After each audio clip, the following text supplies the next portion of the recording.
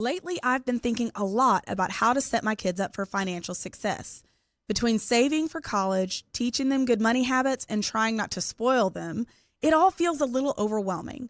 What are the smartest steps I can take to give them a strong financial foundation without putting my own retirement at risk? And Lacey, this is a great question. And honestly, if you're a mom like Lacey and like me, who's juggling all these different hats, it does feel overwhelming to figure out what to do to set our kids up for success.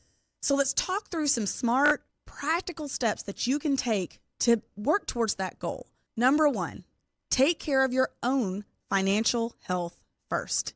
The airlines even teach us this. When they're going through their emergency protocols, they tell you put your mask on first and then take care of those around you who may need assistance. This might seem counterintuitive, but you can't pour from an empty cup.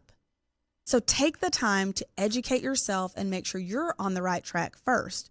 Prioritize your retirement savings isn't selfish. It's actually strategic because you can't teach them good habits without having them yourself.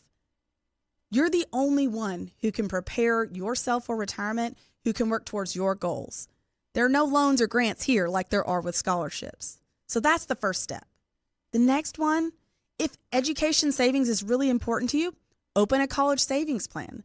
There can be tax advantages to this. It's a great tool for saving for that goal, and there can be a lot of flexibility as well. Even a modest amount over time can really add up. And by the way, your family members can add to those accounts too. So it's not just on you if you set one of those up to help your kids get ready for that goal. Number three, model the behavior you want to see. This applies to everything with parenting.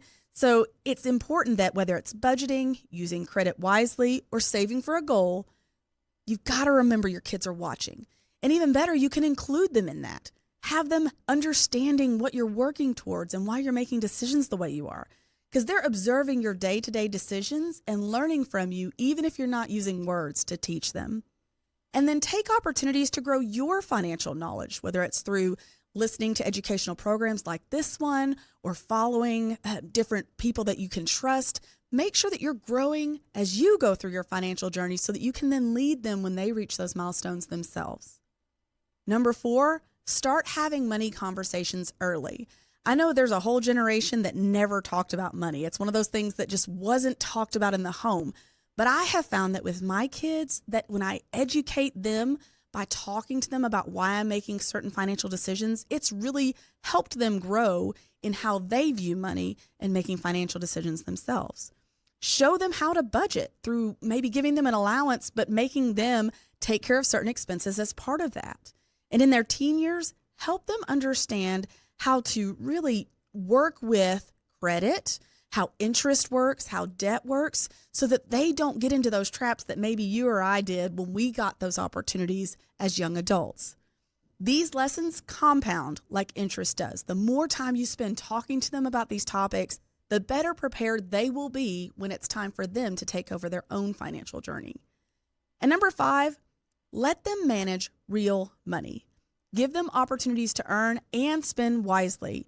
One quick thing you can do is if they have chores or a part-time job or they're managing their own bank account, you can give them responsibility by, for instance, when it's time for school supplies, put a dollar amount in there that you've budgeted and make them prioritize the spending so they can practice how to use that money wisely and prioritize the most important things first.